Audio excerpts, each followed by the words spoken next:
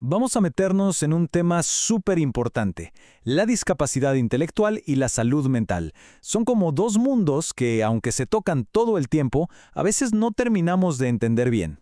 La idea aquí es desarmar un poco esa relación tan compleja para encontrar más claridad y, lo más importante, más empatía. ¿Listos? Empecemos. Miren, antes de meternos en cualquier cosa técnica o definiciones del libro, quiero que empecemos justo aquí, con estas palabras de una madre. Uf, se siente el peso, ¿verdad? Esta frase nos pone los pies en la tierra, nos recuerda que detrás de cada diagnóstico, de cada etiqueta, hay personas, hay familias, hay historias reales como esta. Y esa historia nos lleva a lo que muchos llaman el doble desafío. Es ese momento, ese punto de quiebre donde un diagnóstico de discapacidad intelectual se cruza además con problemas de salud mental.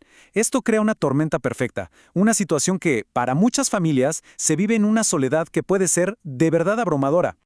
Ok, para poder navegar este tema tan complejo, necesitamos, digamos, un mapa, poner las cosas en claro.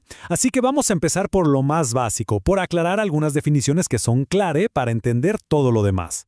Bueno, ¿de qué hablamos exactamente cuando decimos discapacidad intelectual? A ver, la definición de hoy en día se enfoca en que la inteligencia y la capacidad para manejarse en la vida diaria están, digamos, por debajo de lo que se esperaría para la edad de la persona. Y algo súper importante, este término vino a reemplazar a otros que se usaban antes y que eran muy estigmatizantes. Es un cambio gigante en cómo entendemos y abordamos el tema. Y aquí es donde cambia todo el juego. El enfoque ya no está en el déficit, o sea, en lo que la persona no puede hacer. Para nada. Ahora la pregunta es otra. ¿Qué apoyos necesita esa persona para tener una mejor calidad de vida, para poder desarrollarse plenamente? Es un giro de 180 grados. Para que quede más claro, pensemos en esta analogía, que es genial.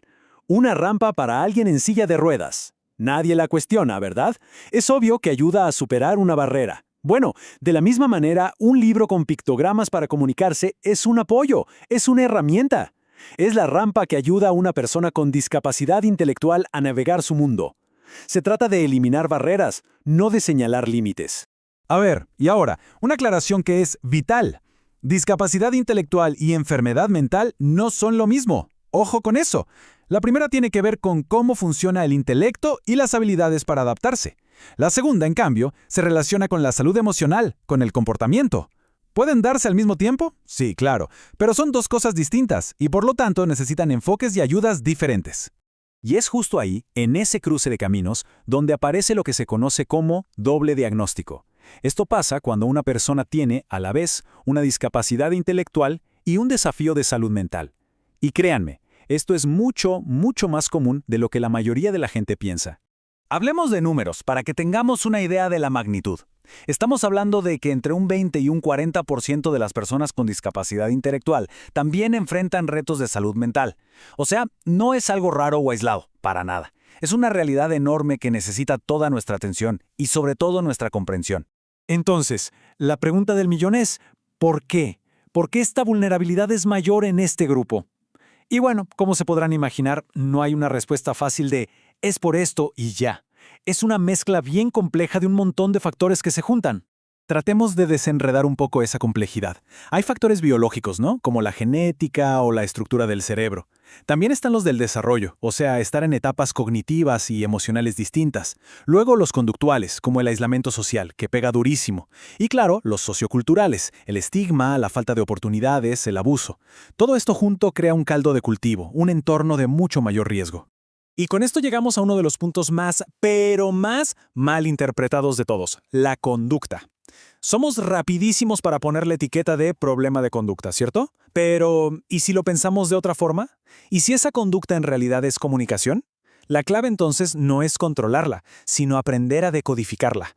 Imagínense un iceberg. Lo que vemos, la conducta visible, un grito, un golpe, el aislamiento, es apenas la puntita. Todo lo importante, la causa real, está debajo del agua. Es un estado interno, un sentimiento, una necesidad que está buscando salir y que tenemos que entender. Y este es quizás el mensaje más importante de todos. Una conducta que nos desafía no es un capricho ni un defecto de la persona. Es una señal, es una bandera roja. Es la forma de comunicar algo cuando las palabras no alcanzan. Por eso, la pregunta no debería ser ¿por qué se porta así?, sino ¿qué está tratando de decir? Esa es la pregunta que hay que hacerse. Siempre. Porque la respuesta casi nunca, pero nunca, es porque sí o para molestar. Siempre, siempre hay algo más detrás. Una razón de fondo que hay que descubrir. Y es que la lista de posibles causas es larguísima. Puede ser algo tan simple pero tan invisible como un dolor de muelas que no se puede comunicar, o un síntoma de depresión que se ve como irritabilidad, o frustración, o miedo, o hasta un desequilibrio hormonal. Esto nos obliga a dejar de lado las respuestas fáciles y a ponernos el sombrero de detective. Hay que investigar. Y claro, cuando entendemos todo esto, el camino a seguir se vuelve mucho más claro. El verdadero cambio, el gran avance, no está en controlar o manejar la conducta. Está en cambiar nuestra propia mirada, en pasar del juicio al apoyo. La clave de todo esto es alejarse de esas ideas simplistas, de buscar culpables, y en cambio adoptar una postura de curiosidad, de solidaridad. Un enfoque que mire todas las piezas del rompecabezas, lo físico, lo emocional, lo social.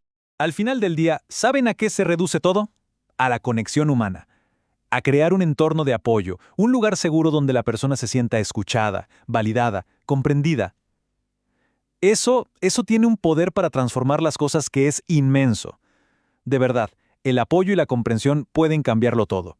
Y para cerrar, me gustaría dejar una última idea dando vueltas. Es un pequeño cambio en cómo preguntamos, pero que cambia por completo la perspectiva. ¿Qué tal si en lugar de preguntar ¿cuál es tu problema?, empezamos a preguntar ¿qué te está pasando?